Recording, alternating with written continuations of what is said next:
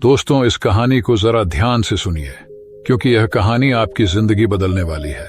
समीर की पत्नी को बहुत गुस्सा आता था और वह गुस्से में किसी को कुछ भी बोल देती थी। लेकिन ज्यादा गुस्सा और फालतू बोलने की वजह से कभी कभी उसके घर वालों को काफी दुख होता था कि उसे इतनी भी समझ नहीं है कि गुस्से में क्या बोलना चाहिए और क्या नहीं बोलना चाहिए। लेकिन गुस्सा करने के बाद जब उसका गुस्सा शांत होता है, तब वह आके माफी भी मांगती कि मेरे से बहुत बड़ी गलती हो गई, मुझे क्षमा करें, आगे से मैं ऐसा बिल्कुल नहीं करूंगी। लेकिन इतना करने के बाद भी उसका गुस्सा कभी खत्म नहीं होता था और वह हर छोटी छोटी बात पे गुस्सा और हर चीजों को काफी गुस्से से बोलना उसकी आदत बन गई थी। उसके गुस्से से उसके घर वाले बहुत परेशान थे और न चाहते हुए भी इसका इलाज उनको नहीं मिल रहा था। एक समय के बाद गांव एक व्यक्ति ने उन्हें बताया कि नगर में एक महात्मा आए हुए हैं, सुना है उनके पास हर समस्या का समाधान है। आप अपनी बहू को लेकर उन महात्मा के पास ले जाएं, क्योंकि सुना है कि वह हर समस्या का समाधान बड़े ही आसानी से और सरलता से बता देते हैं। अगर आप सब वहां पर जाएं तो निश्चय ही आपकी समस्या का समाधान मिलेगा। इतना सुनते ही उसके घर वाले उसको लेकर उस महात्मा के पास चले गए। चलते चलते वो थक गए और शाम हो गई, क्योंकि उनका आश्रम बहुत दूर था। देर शाम होते होते वह महात्मा के आश्रम में आखिरकार पहुंच ही गए। महात्मा के आश्रम में जाकर देखा तो वह सभा कर रहे थे और लोगों को प्रवचन दे रहे थे। सभा खत्म होने के बाद उन्होंने महात्मा से पूछा कि महात्मा, यह मेरी बहू है, इसे बहुत गुस्सा आता है, कृपा करके इसका कोई समाधान बताएं, क्योंकि इसे बहुत गुस्सा आता है और फिर जब गुस्सा आता है तब यह किसी को नहीं देखती। सच झूठ सही गलत की इसे कोई समझ नहीं रहता, बस मन में जो आता है यह बोल देती है और बाद में माफी भी मांगती है, लेकिन अपनी आदत कभी नहीं सुधारती। आप ही बताइए कि भगवान, हम कैसे क्रोध को नियंत्रित करें? कृपया हमें इसका उपाय बताएं। महात्मा मुस्कुराए और बोले, एक कहावत है, क्रोध से पहले सोचो, उसे दोबारा उगलने से रोको। उन्होंने बोला, इसका क्या मतलब है? आप जरा खुल के ही बताइए, हमें यह बात समझ में नहीं आ रही। महात्मा फिर मुस्कुराए और बोले, मैं तुम्हें एक कहानी सुनाता हूं। यह कहानी निश्चित ही तुम्हारे सवालों के सारे जवाब दे देगी। एक समय की बात है, एक छोटे से गांव में एक बुजुर्ग महिला रहती थी। उनका नाम सावित्री थी। सावित्री बहुत ही प्यारी और दयालु महिला थी, लेकिन एक समस्या उनके गुस्से की थी। वे छोटी छोटी बातों पर बहुत जल्दी गुस्सा हो जाया करती थी। जब उसे गुस्सा आता तो कभी नहीं देखती उसके सामने कौन है और कौन नहीं। वह सबको गुस्से में अपने से छोटा ही समझती थी। बुजुर्ग महिला जितनी गुस्सैल थी उतनी ही लालची थी।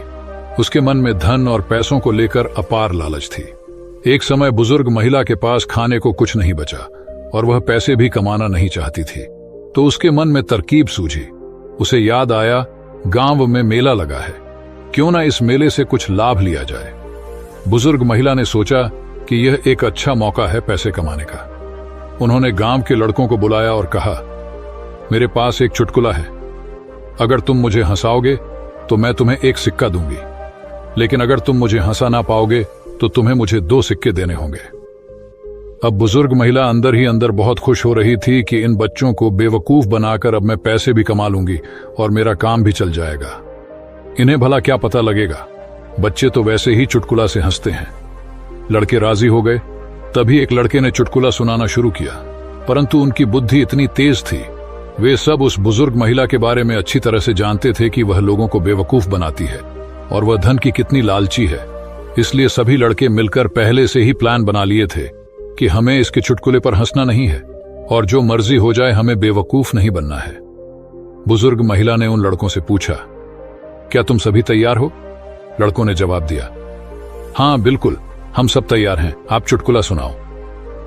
फिर बुजुर्ग महिला ने एक मजेदार चुटकुला सुनाया, लेकिन किसी भी लड़के ने थोड़ी सी भी हंसी नहीं निकाली। बुजुर्ग महिला थोड़ी सोची, लेकिन उसे 2 सिक्के डबल देने थे, इसीलिए उसने दे दिया।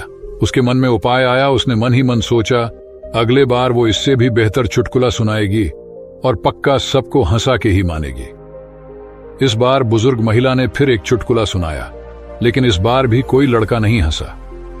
अब बुजुर्ग महिला थोड़ी गुस्से में आ गई। वह जितनी बार भी चुटकुले सुनाती, गांव में से कोई भी लड़का नहीं हंसता। वे फिर सब बुजुर्ग महिला के चुटकुले पर हंसने के बजाय अपनी हंसी को दबा लिया। उसके बाद बुजुर्ग महिला ने एक बार फिर कोशिश की, और फिर बार बार, लेकिन हर बार उसे 2 सिक्के देने ही पड़े। अब उसके पास कोई चारा नहीं बचा। अंत में बुजुर्ग महिला ने जीतने भी सिक्के लिए थे, उन लड़कों को दे दिए और वहां से रोते रोते चली गई। उसने सबक लिया कि आज के बाद वो गुस्सा करना छोड़ देगी। इससे बुजुर्ग महिला ने सीख ली कि गुस्सा करने से केवल नुकसान होता है।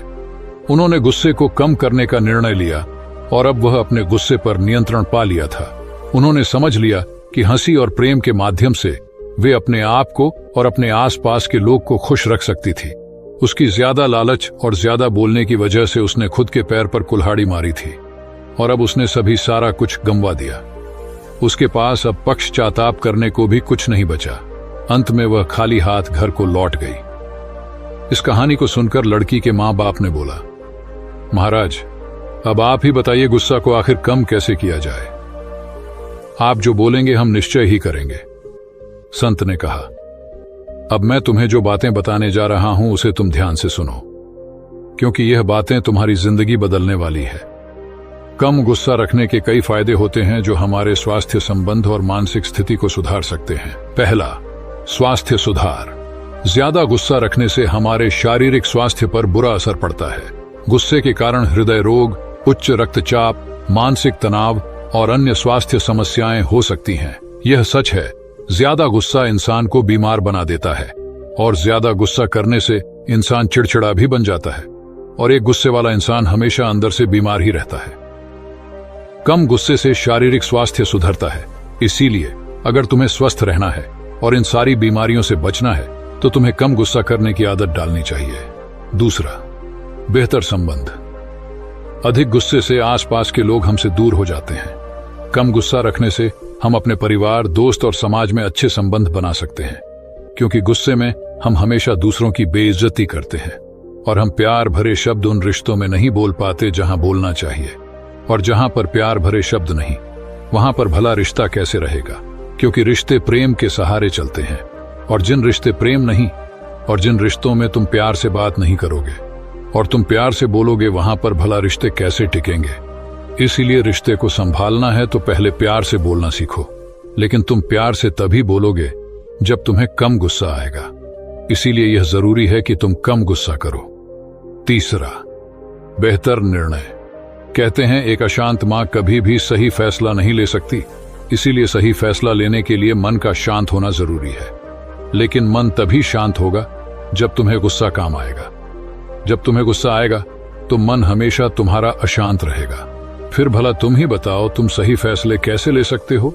और जब तुम सही फैसले नहीं लोगे तो भला वह जिंदगी का मतलब क्या है? तुम्हारा अस्तित्व ही क्या रह जाएगा? इसीलिए सही फैसले हमारे जिंदगी को बनाते हैं। गुस्से में हम अक्सर उचित निर्णय नहीं ले पाते हैं। कम गुस्सा रखने से हम ठीक से सोच सकते हैं और बेहतर निर्णय ले सकते हैं। चौथा, मानसिक और शांति। जब हम कम गुस्से में होते हैं तो हमारी मानसिक स्थिति पर अच्छा प्रभाव पड़ता है। कम गुस्सा रखने से हमारी चिंता कम होती है और हमें शांति का अनुभव होता है। ज्यादा होने से हम अक्सर उच्च स्थितियों में नुकसान उठाते हैं। कम गुस्सा रखने से हम अपनी उच्च स्थिति और सम्मान बनाए रख सकते हैं। इन सभी फायदों से स्पष्ट है कि कम गुस्सा रखना हमारे जीवन को कई तरह से सुधार सकता है और हमें एक सकारात्मक और स्वस्थ दिशा में ले जा सकता है। इतना सब सुनने के बाद लड़के ने कहा, मुझे समझ में आ गया कि कम गुस्सा होने के कितने सारे फायदे हैं। आप अब कृपा करके आप मुझे ये बताइए कि गुस्सा को कम किया कैसे जाए, क्योंकि अभी के लिए यह सवाल जरूरी है। फिर महात्मा ने बोला, तो सुनो। उन्होंने कहा, अभ्यास, ध्यान और चुप रहना। अगर तुम तीनों चीजों को करोगे तो तुम निश्चित ही गुस्से पर विजय पालोगे। जब भी तुम्हें लगे कि तुम गुस्सा करने वाले हो तो तुम बस 10 सेकंड के लिए बोलने से पहले चुप रहो। अपने मन को यही बताओ और समझो कि तुम 10 सेकंड कुछ नहीं बोलोगे। उसके बाद तुम वहां से हो सके तो चले जाओ गुस्से में। अगर तुम उस जगह को छोड़कर कहीं और चले जाते हो तो तुम निश्चित ही उस पर विजय पालोगे और बिना कुछ बोले तुम वहां जीत जाओगे। और यह तभी होगा जब तुम ध्यान करोगे और जब तुम हर दिन इस बात का प्रयास करोगे। अगर तुम ऐसा कर पाते हो तो तुम्हारी विजय निश्चित है। फिर उस लड़के ने महात्मा का धन्यवाद कहा और वहां से चला गया। तो दोस्तों,